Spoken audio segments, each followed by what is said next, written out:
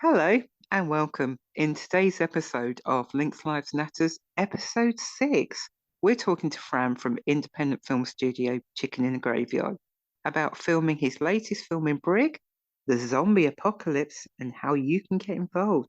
Now, a quick word from our sponsors. J&S Plumbing. J&S Plumbing is your local, friendly, reliable plumbing and heating engineer covering Lincoln and surrounding areas. Our experienced and fully qualified heating engineers are on hand to carry out boiler installation, repairs and servicing. Just call 01522 708 208. That's 01522 708 208 or email sales@jasplumbingandheating.co.uk. Hello, Fran, and welcome to the Links Lives Natters podcast. Hello, and thank you for having me. That's all right. So, a zombie apocalypse, or whatever, folks. What do folks actually call it? Do they call it an apocalypse, or a gathering, or what do you call a group of zombies? I think I've from the mass amount of emails I've had, loads of people have been calling it the zombie apocalypse. So I'm going to go with that. Yeah, and it's coming to Brig in North Lincolnshire. So, tell me more about this. Where to begin, really? I think it kind of, for me, it starts with a slight obsession with an idea of or obsession with video games, I suppose, and seeing zombie apocalypses in cities and stuff like that. And I have always kind of felt that they just never did it the way that I always had it in mind. So that's what this is trying to get just what I've seen in my head for just absolutely years finally onto some screens. Was you sort of inspired by you say about PlayStation 1 games? Are we talking like Yeah, Resident Evil, Silent yeah, Hill, those yeah, very yeah. sort of spooky atmospheric games? Yes, yeah, specifically Resident Evil.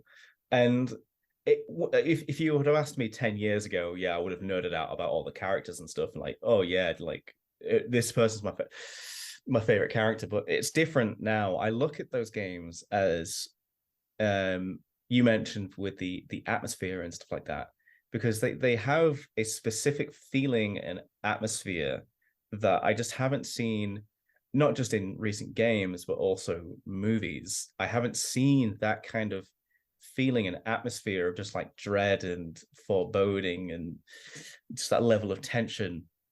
And that's what I am absolutely just desperate to bring to the screen. And you see, you're filming sort of North Lincolnshire, Brig. Mm. Why Brig specifically? I'm a Brig born and bred, so You want to do your town justice. absolutely.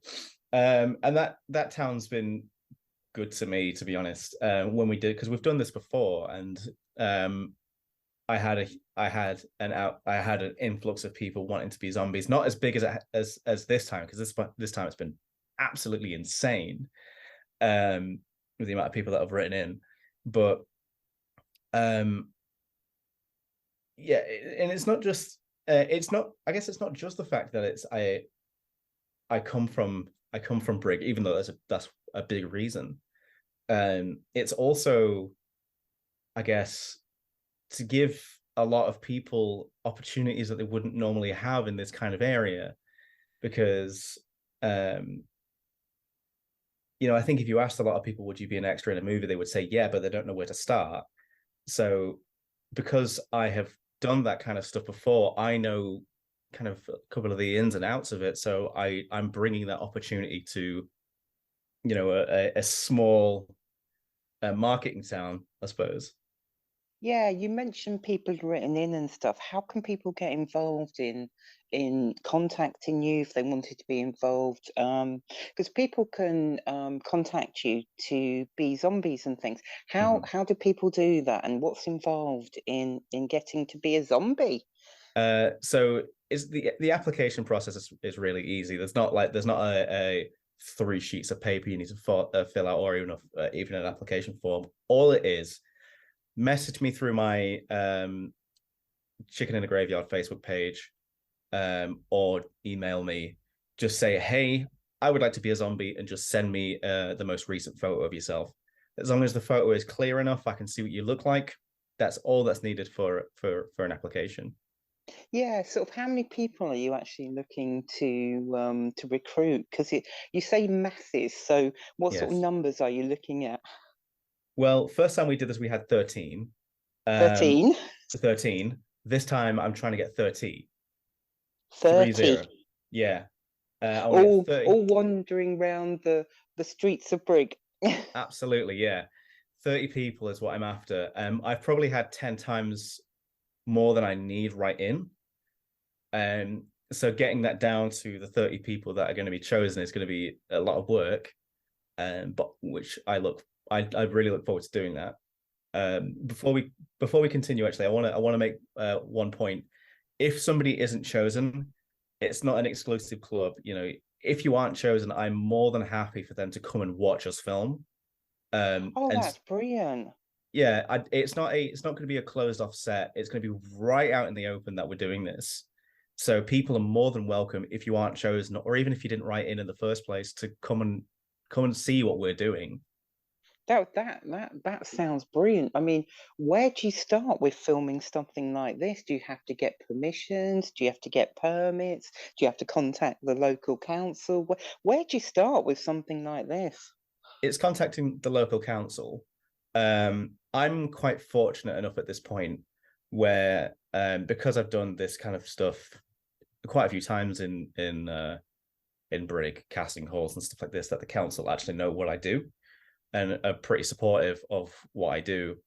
Um, so they're more often than not happy for me to do what I do, because I bring opportunities to people that wouldn't normally have them, and it's not just um it's opportunities for everybody as well, because I've given opportunities for students to come and be crew, get some work experience with us. I've given people opportunities to be extras, not just as zombies. So I bring a lot of opportunities to people that wouldn't normally have them, and so the council are happy for me to be doing what I'm doing. Oh, that's absolutely great. Because I could just imagine somebody sat there at the desk and your letter or your email arrives on the desk. Says, I'd like to shoot a zombie film in Brig. And I was just sort of thinking, they're thinking, okay. But like you say, they're quite used to you sort of Yeah, contacting them now and saying, yep, I want to make another one. yeah.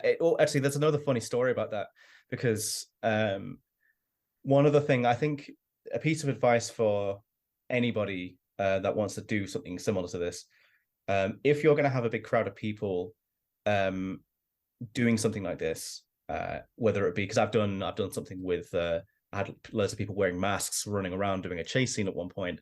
I and we've done it with guns, and we've done it with other weapons. I've let the police know in advance that this is what we're doing, because if I didn't do that, someone called the police and said that something weird's going on, all hell could break loose. So a piece of advice I'd give to anybody in filmmaker is make sure that you let as many authority what's the word members of People in authority. people in authority, thank you, let them know what you're doing, because yeah, I would say there's only one time that the police were actually called on us, if you want this story. Somebody um actually called the police on you. and it wasn't, to be fair, it didn't end badly, and they weren't even angry when they turned up. So this is why it's always worthwhile to call the police, because even if what you're doing is really mundane and really small, because we were filming a scene for one of my last shorts, Code Green. I thought we were completely out of the way, where nobody was gonna, where weren't really in view of the public. Um, or anything like that. So I thought we were safe and out of the way. I wasn't doing this. We were doing it in the evening. So there was nobody walking around. There was no cars. There was no people walking around. So I thought we were safe. Halfway through the shoot, someone says, "Oh, there's a police car over there," and I go, they're probably just driving past. Oh no, they're coming to us. So they pulled up, but they stepped out of the car, and I was just kind of confused why they were there. but someone had called the police on us because they saw a couple of people wearing masks, suspicious people wearing masks, and one of them was holding a baseball bat. Yeah, I can just imagine the call into the call center. Yes, we have these people running around Brig. They have Yeah, masks and baseball bats, and like you yeah, say, when the police turned up, you explained to them and everything that we are filming and stuff. So yeah, now, I guess you're quite a stickler, really, for sort of sticking to that. Yes, we need to let the people in yeah, authority know that we are doing this. absolutely. And one of the things I was going to say actually was that because I've done this so many times and I've called the police up so many times, they actually know who I am. Um, so when Yeah, yeah. yeah, one of the last times I called the police, I can't remember which specific shoot it was for. It might have actually been the chase scene that we filmed. Um, but I rang them. Uh, I think they gave me a call back and said, we can see that you've done this plenty of times. You've had a pretty good track record, so we're pretty happy for you to do what you do. Yeah, yeah. So, because how many films have you actually made in Brig? Because I know we've had a chat and stuff, and you said about your other films and stuff. Have Yeah. all your films that you've made been based in Brig, or sort of around North Lincolnshire, or Yeah, I'd say not specifically just Brig, but mainly North Lincolnshire. There have been times where we've gone out to other locations. I'm trying to think where the furthest place. I think maybe Ripon is the furthest place we've been to. I could be wrong. But yeah, mainly North Lincolnshire because people may not realize it, but there is a lot of great locations basically just out in your back garden, really, that you can go to and film at. You just need to know how to utilize it. how does somebody get into this? How did you start to get into this? How did you know you wanted to make films? It's a kind of funny story. It was actually Star Wars that got this going. Ah, Star Wars. Yeah, Yes. more specifically, bearing in mind I was very young. Star Wars Episode One, Phantom Menace, was the one that kind of kicked it off for me. I was just fascinated by like how there were people on the screen. Because I thought to myself, are they filming this live? How does this work? But it just started a fascination off with me, and uh, I am the classic case of the little boy running around his back garden with a camera, and I've never deviated in what I've wanted to do. It's always been filmmaking. I may look at it in a different way because classically I wanted to act when I was young, and then it went to film directing, and now it's kind of directing and producing. But it's always been filmmaking has been the one main thing. Wow, wow. Because you were telling me you went to the best film school ever, and it's not what people think. It's not Yes, uni and it's not college. the best film school ever is doing extras work. If you are interested in learning everything that there is to know really about filmmaking, it's going to be an extra in something. Can you say what you've been an extra in? Yeah, yeah, of course. So the first thing I was ever an extra in was ABC was Agatha Christie's ABC Murders that Wow. starred Rupert Grint and John Malkovich. John Malkovich played Poirot, and that was really the thing that just made me realize how it all works. Because when I was, I'm not going to lie, before I went into doing extras work, the way I made films was extremely messy. Um, I didn't know specific. I didn't know what a assistant director did. When they said an AD, I was just like, "What?" I didn't. I made up what I thought they did. I can't remember what I thought, but I just kind of made up in my mind what I thought they did. Then when I went onto a set and saw what they actually did, it made so much more sense to see that the director wasn't also doing the sound. The director wasn't on camera unless he wanted to be. Everybody on a film set has one specific job to do. The director is there to communicate the vision. The camera operator is there to shoot what is needed to be shot. The DP is there to communicate with the director exactly about what the shot is, and then try and get the best version of that shot out there. The sound operators are there to specifically just do the sound. I know it sounds kind of rudimentary or simple when I explain it, but I think to somebody that has never actually been on a film set before, I can't imagine they would know exactly what one person is meant to do.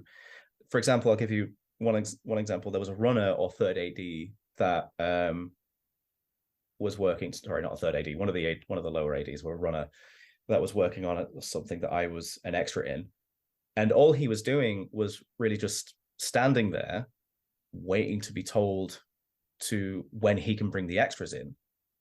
And it sounds really boring, him just standing there, but he does have a really important role within that production, because if he wasn't standing there, standing by, waiting to be told when to take the extras in, the extras wouldn't be taken on set and they couldn't shoot. So again, these are things that I've learned on set about how specifically it works. Yeah, honestly, if you want the best film school if you're looking to get into production or even looking into acting, honestly, it's a great film school. How do you think you direct when you're doing your films? How do you like to direct? Do you have a big team? Do you have lots of people around you? So I'll go back to just the extra stuff really quick, because Yeah. it gave me such a big lesson in directing too. So when it came to uh, me directing before going to extras and after, if I'm honest, before doing extra stuff, I had no clue what the hell I was talking about. But Yeah, yeah. Because I'm now thinking, wow, this person's going to run to this person's going to do that. well, mainly the main thing a director needs to do, and this is the thing that I'm doing at the minute to get this project off the ground, is um, I know every single beat of the film in my head. I can say that the film has already been filmed and edited in my mind. Um, all that I just need to do now is communicate exactly what it is that I'm seeing to the people that need that information. So So your vision is in your head, and you just want to yeah, get it out there. absolutely. That is the main thing a director needs to do. Um, I can say that some of the other things that are helpful in directing, like yes, it does help to know how the camera works. It does help to know how to edit. It does help to know all the other little bits and pieces.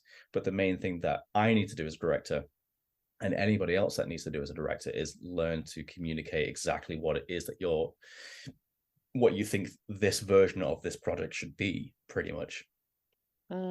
What do you see as challenges of making this film? Because obviously, you say you don't have much budget or no Mm-hmm. budget. Is it a case of just relying on people to do the right thing, or you just sort of like, yes, please go right? I would say the biggest challenge is knowing really exactly what it is that you're doing, because let's say that on the 30th, sorry, on the 29th of October, when we're going to shoot this thing, um, all the extras are there. They're all in zombie makeup. I have my assistant director there who's there to help direct the extras. I have my lead actor there. I have my camera operator there. We're all there at the time that we're meant to be, and I have no clue what we're filming. If I don't even have one shot in mind, that shoot is just gonna be an absolute disaster. But because I know what we're going to be shooting, even if at this point in time I don't have everything worked out, I know well enough, and I can develop that idea as we get to the date. Um, so it's purely about just refining the vision of the scene. That's what I would say as a director and as a producer. I guess that's what the biggest challenge is. You can say wrangling, because it's not just going to be 30 people. It's probably going to end up being 40 people I have to wrangle, because we have to consider makeup and crew as well. That I have to wrangle. I'll say wrangle. I hope that none of my makeup artists listening to this hearing me say that, because I trust them, completely. I trust them. Are you able to say a little bit about the plot line? Yeah, the story for this one is, I would say, it's quite, to be fair, it's quite simple. It's what goes on within it that is what gives it its where the legs are, I guess we can say. But the story follows a mysterious lead character. We're not quite sure of his background, but we know he has some importance as to what exactly is going on. He has to get to a rendezvous site by midnight before something happens to the town. And as he's getting to the location, he has to he's met with several different obstacles. The crowd of zombies that we're filming on the 29th of October being one of those big obstacles he has to get through. And he's also met with a couple of moral choices along the way. Wow. And have you got your lead actors in place already? Have you cast everybody you need to cast for these roles? Yeah, we're all cast. There's one that I will say we're kind of still working on that I hope we're going to get. I don't want to say who it is just yet because I don't want to hype it up if it doesn't happen. Exciting time. So I really hope, this goes well for you and you get that person, Yeah. and when you come back and tell us, and we Yeah. will talk about this person. Yeah. Oh, I'm excited for you. I'm Thank you. really excited, for this whole project and stuff, because when I read about it, and I thought this is something quite different and stuff Mm-hmm. for North Lincolnshire, because I think it's the county that people tend to forget, isn't it? Yeah. It's not unless you live there. Future projects, what are you up to? Do you have any more sort of projects coming up in the next few years, shall we say? Because I know you said to me you like to try and make a film a year. Are you already planning your next one? Well, actually, it's a film a month at the minute, I should say, actually.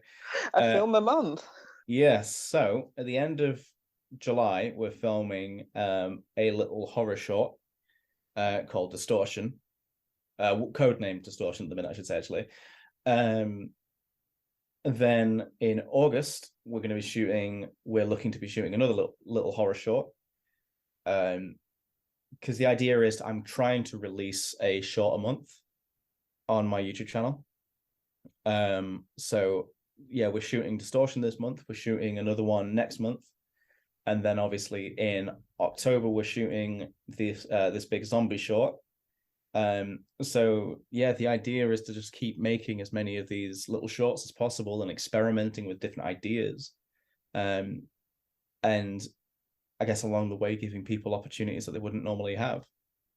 Yeah, and if there's any big film studios listening to this, we can dream, Fran. If there's any big film studios listening or anything, I'm sure Fran would love to take a call from you guys and work with you on projects and stuff like that. Fran, it has been an absolute pleasure talking to you today. Like you Thank you. said, can people still send in sort of notes to you for applying for the Yes. 29th? Yeah, they can. They can still apply to be one of our zombies. We are casting up until the end of the first week of August. Then throughout August, we're going to be making our decisions. So yeah, keep writing in. And as I said, even if you don't get picked, you are still more than welcome to come along and watch us film, and also keep an eye out for any other casting calls that we have as well. Yeah, because what we'll do is we'll put the links to Fran's Facebook and his email on our social media platforms as well. So anybody listening can go through us to contact Fran. Fran, it has been an absolute pleasure talking to you today. We Thank look you. forward to your future projects, and hopefully you get the news you want with your actor, and we'll talk to you in the future. Fran, Yeah, thank you so much for your time today. thank you very much. I would like to say thank you to Fran for chatting to me today, and of course the tech team, who I wouldn't be able to do this without their help. Don't forget to subscribe for free. Yes, free. We're available on YouTube, Amazon, Spotify, Google, and Apple Podcasts. Thanks for listening and supporting us. Bye for now.